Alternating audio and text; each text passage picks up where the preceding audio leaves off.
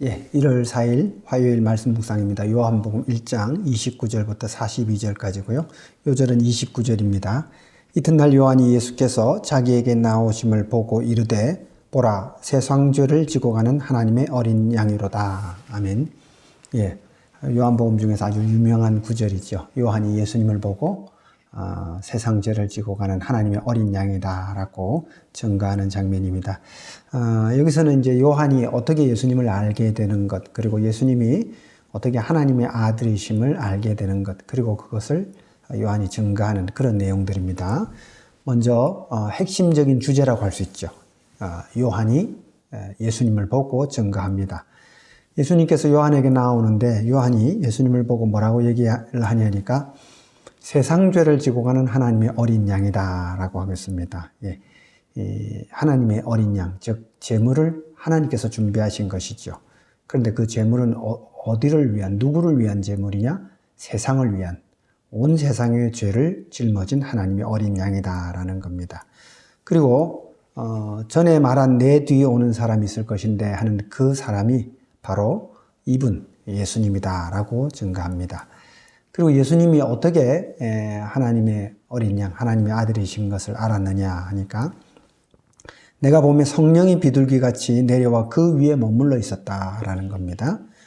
성령이 비둘기같이 그 위에 머물러 있는데 그 일이 있기 전에 나를 보내어 물로 세례로 베풀라 하신 그이 하나님이시죠. 그이가 하나님께서 미리 알려주셨다는 겁니다. 어떻게 알려주셨냐? 누구든지 성령이 내려와서 그 위에 머무는 것을 보거든 그가 누구인 줄 아냐 하니까 그가 성령으로 세례 베푸는 이인 줄 알라 하셨다. 요한은 물로 세례를 베풀었죠. 그렇죠? 물로 세례를 베푸는 일도 얼마나 귀하고 복된 직분이고 사명입니까? 그리고 결정적으로 이것을 명령하시고 물로 세례를 주시라고 하신 이는 하나님이십니다. 그 하나님께서 물이 아닌 성령으로 세례를 줄 분, 곧 하나님의 아들이시죠. 그분을 알아보게 하신 것이죠.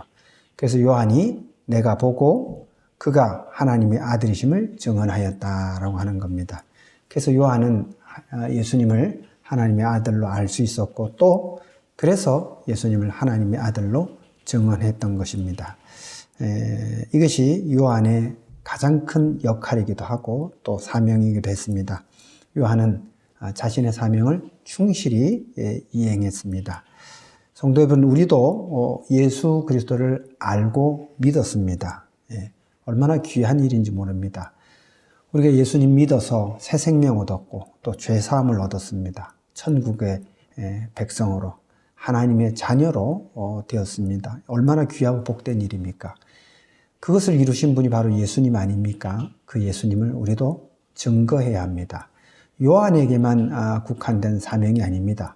복음을 전하는 것, 예수 그리스도를 전하는 건 우리 모든 성도들에게 주어진 공통된 사명입니다. 요즘과 같은 시대에 또 복음 전하는 게 어렵다라고 얘기할 수 있겠지만 그건 어디까지나 우리의 핑계입니다. 내가 전하는 복음을 듣고 누가 예수를 믿을지, 누가 생명을 얻게 될지는 아무도 모릅니다. 그러니 우리의 역할, 우리의 사명은 예수 그리스도가 하나님의 아들이신 것을 전하는 것입니다.